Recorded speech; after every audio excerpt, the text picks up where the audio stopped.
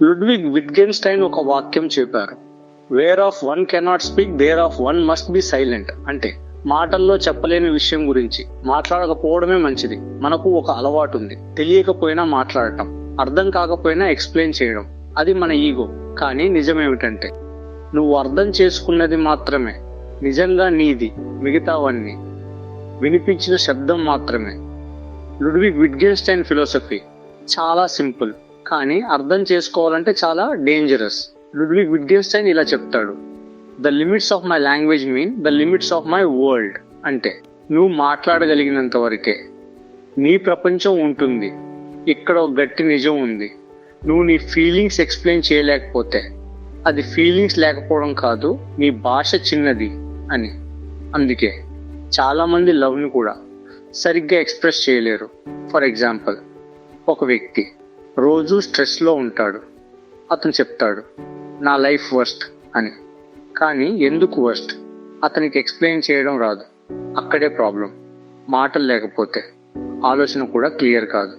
Ludwig విట్గెన్స్టైన్ చెప్పిన ఇంకో truth, మాటలు ఒక గేమ్ లాంటివి. అతను దీనిని లాంగ్వేజ్ గేమ్స్ అంటాడు.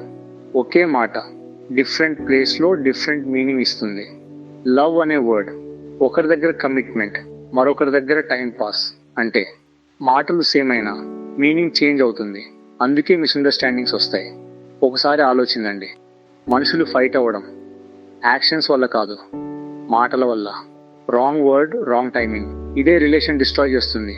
లుడ్విగ్ విట్గెన్స్టైన్ ఫిలాసఫీ నిన్ను ఫోర్స్ చేస్తుంది నీ మాటలను అబ్జర్వ్ చేయమని. మరియు మనం చాలా విషయాలు ఫీల్ చేస్తాం కానీ చెప్పలేము. అది వీక్నెస్ కాదు, లాంగ్వేజ్ లిమిటేషన్.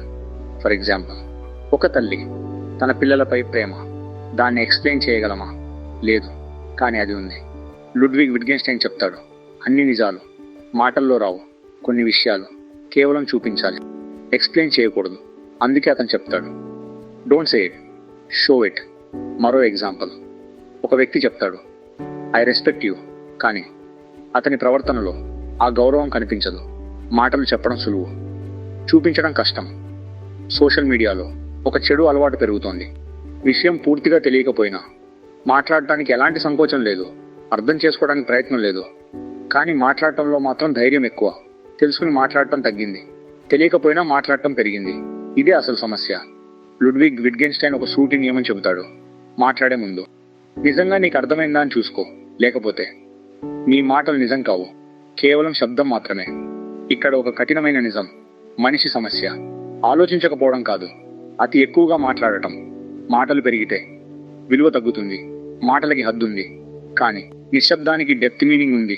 అందుకే నువ్వు చెప్పలేని విషయాన్ని అర్థం చేసుకో. ఇదే లుడ్విగ్ విట్గెన్స్టైన్ ఫిలాసఫీ కోర్.